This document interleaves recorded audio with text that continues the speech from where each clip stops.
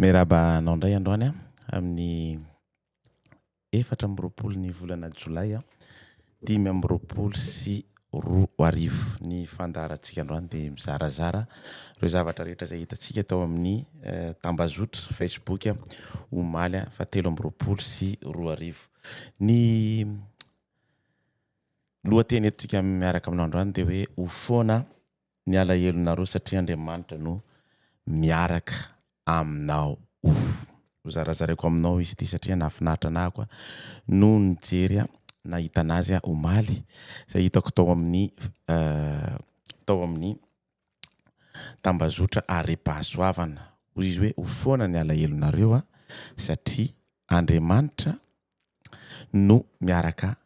aminao. Raha mijery io andalan-teny io ianao ahoana no fahitanao azy io? Hatraiza ny haleben'ny herin'Andriamanitra. Ireto misy valin'ny notsongaina amin'ny Soratra Masina entiko hanamafisana izany teny izany. Voalohany izay hitanao eo amin'ny écran eo Efesianina 3:20 milaza hoe ary ho an'izay mahay manao mihoatra noho ny zavatra rehetra, eny mihoatra lavitra noho izay rehetra angatahantsika no na everintsika aza, araka ny hery izay miasa ato amintsika.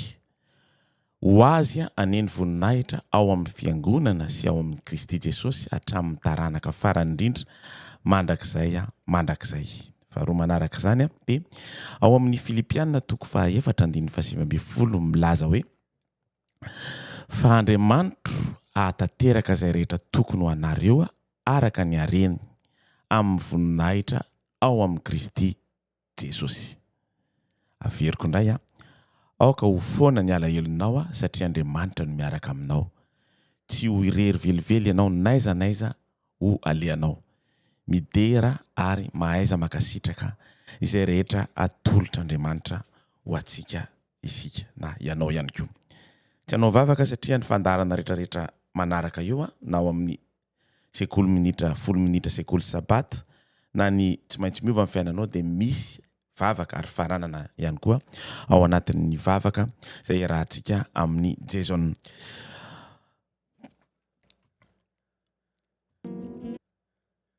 Omaly aho dia ohatran'ny mahazatra ihany zany ny fomba ampisevoko anao an'izy ity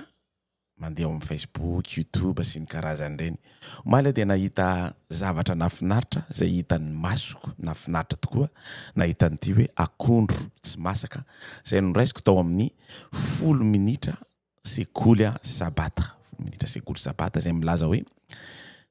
akondro iray tahony, iray tarika, iray fotony nefa misy ny manta ary vitsy ny masaka. samy mahazo rano avy amin'ny tahony tamin'ny fotony avokoa nefa ireo akondreo samy nahazo masoandro ihany koa samy nahazo rivotra ary fotony anankiray fanontaniana mipetraka dia hoe nahoana no misy tsy masaka mihitsy aza fa lo avy hatrany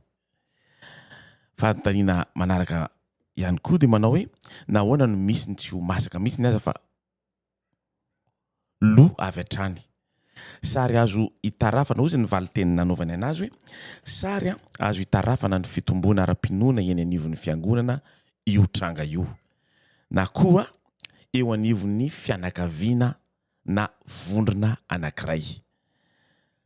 samy mahazo izay ilaina ho amin'ny fitombona isika eo anivon'ny fiangonana kanefa misy hoa ny tsy masaka misy ny masaka ary misy ny manta mandrakariva ary zavatra tena marina zany samy mahazo ihany koa ny iray ny fianakaviana kanefa mety ianao irery ihany noho ny safidy anaraka ny fahamarinana samy mahazo ihany koa na ny iray vondrona kanefa maro no mbola matory fa vitsy no manatanteraka ny asa dia miteny izy hoe ka azakivy tompoko ianao izay efa masaka fa mahereza mba ho tazan'ilay tompo mbokatra ho an'ny antsopotra fa efa tomotra ny andro mety voaenjika mety voailika satria tsy maitso tahaka azy dia hoy izy hoe aherezo ny dia fa fantatra ao izay inonao ndao tsika anaraka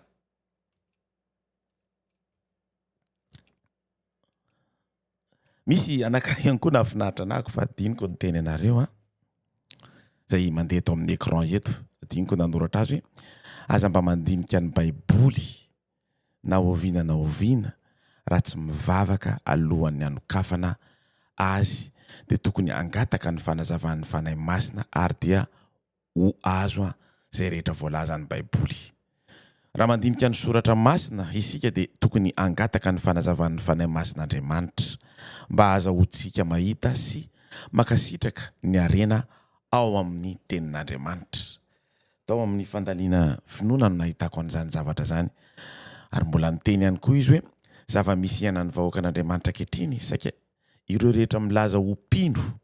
ny fahamarinana ankehitriny no tsy voahomana hafantatra ny asa-pinoana ilaina ho amin'izao tontolo izao ary farany dia hoy izy ararotiny devoly ny fotoana mahasondrina ny vahoaka an'Andriamanitra ankehitriny amin'izao fotoana ny fanomboakase izao dia mampiasa ny hafiatsena rehetra satana mba hanala ny sain'ny vahoaka an'Andriamanitra tsy hifantoka amin'ny fahamarinana ankehitriny ka tonga azy ireo hiazoazo ndao arytsika hieno avy hatrany ilay fandaharantsika isan'andro izay mitondra vavaka ihany koa 10 minitra sekoly sabata meno finaritra tompoko